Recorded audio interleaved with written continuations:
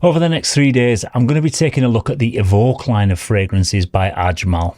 And today we're kicking things off with one of the most popular and well-known ones in the entire Ajmal library. This is Evoke Edition Gold. And to find out everything you need to know about this one and why it's a must to have in your collection, then stay tuned to this episode of Mags Frags.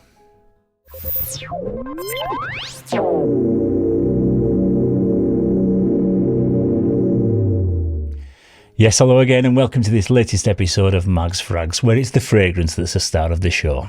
My name's Paul and today's scent of the day is Evoke Gold Edition by Ajmal, which is described as a floral, woody, aromatic fragrance, and it comes in an eau de parfum concentration. I bought this particular 90ml bottle size one for just under £29 from a website called Melite, who currently have it on offer at the time of recording this video in August 2023.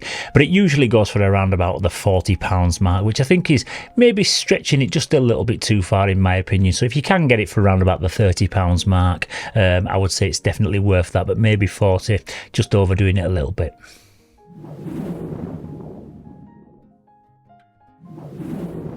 Okay, so into the presentation, and I have come to realise that Ajmal do put a lot of effort into how their products look, and so far out of all the ones that I've bought and I own for myself, they have really impressed me with the presentation.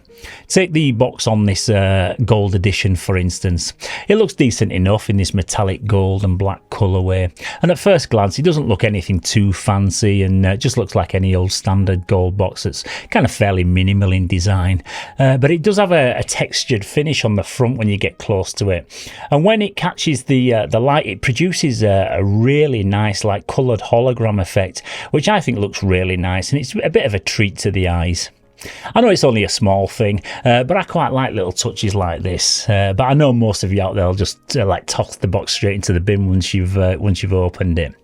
But on the front of this one, we've got the name of the fragrance at the top, and then down below we've got the Ajmal name, and we've also got the size and concentration printed in black. We've got another Ajmal logo at the top of the box, and then down the side we've got the name that's kind of embossed into the side of it there. Around the back is where you'll find all your product information, and then at the bottom you've got your barcode and your batch code, and the batch code on this one is 7869075. The bottle design is also really well thought out, and it comes in a high gloss metallic gold colourway, which does pick up a lot of fingerprints along the way, to be honest. The bottle is quite wide, but you do get these little cutaways in the side of it, and I thought they were a design feature at first, but you can actually put your thumb and your little finger in it, and it just makes spraying it a lot more of a comfortable experience. And again, a really nice bit of attention to detail, because they do make it feel more ergonomic when you've got it in your hand. You get a gold coloured plastic click-on cap, and the atomizer's really decent quality and produces a nice blast of juice. And overall, I can't fault this in terms of its presentation.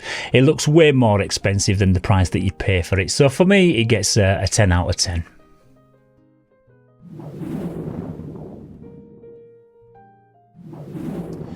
Okay, so into the note breakdown, and the top notes in this one are neroli and pepper. In the heart, we've got orris root and amber, and the base notes in this are ambergris and musk.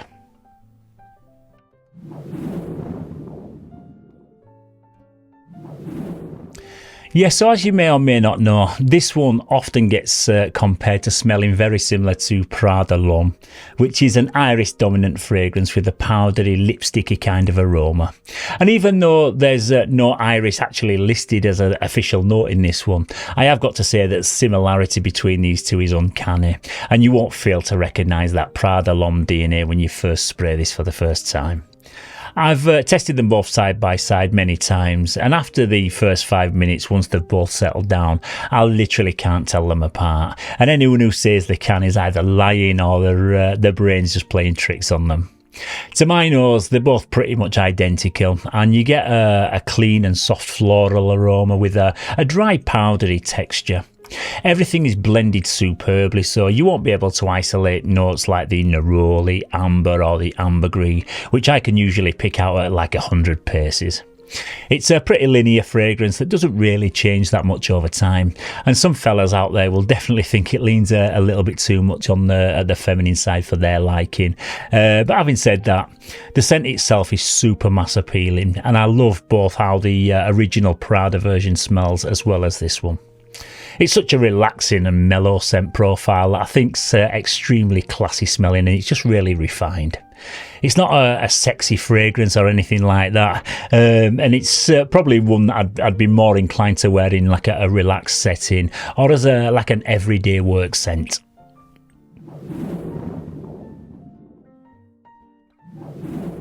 Yeah, like I've just mentioned, this is a really pleasant, mellow type of scent character with a springtime, easygoing, laid-back character. It'd be a perfect fragrance to wear in the office, and I think it'd complement a really nice, sharp suit really well. But it would also work just as well dressed casually in a t-shirt and jeans if you're just heading out for a walk in the springtime. It's not one I've ever thought to wear as a night out fragrance, and for me it definitely has more of a daytime feel about it. I think it would actually make for the perfect wedding fragrance, actually, whether you're the guest or even the groom. It's just a very pleasant, kind of easygoing scent. I just think that situation would be perfect for this one. And I think men of any age could pull this one off quite easily. But like I say, it does lean a touch on the feminine side just because of that iris, that kind of floral aspect to it.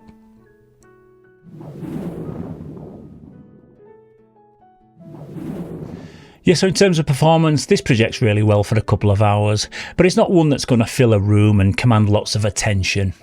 I have got mates who wear this, and it's one that you'll definitely notice as they walk past, and it smells great in the air, but after a couple of hours it does sit a bit closer to the skin and will just kind of linger around for like 6 to 7 hours, I'd say, before you stop detecting it. But it is more of an intimate scent profile for the kind of the wearer than the people around you, and it doesn't really scream or shout for attention. Comparing this to the Prada L'homme, I couldn't tell any difference in performance, and they both lasted a very similar amount of time. But what I will say is that the Evoke is maybe a touch louder in the first few minutes until they both settle down. But then once they kind of reach the dry down, there's nothing between these two at all.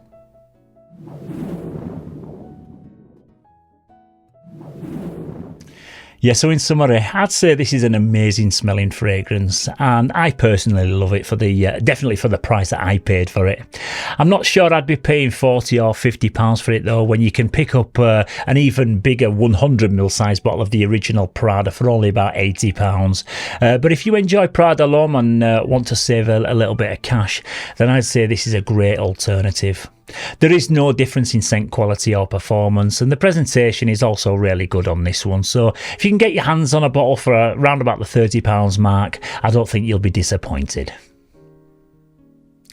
Okay, so that's about it for today's review, but don't forget, coming up in the next episode, I'm going to be talking about the midnight version of the Evoke range, which smells very unique to anything I own, and I'm still trying hard to figure out what it actually smells like and what it reminds me of, but don't forget to tune into that next episode and I'll tell you all about it.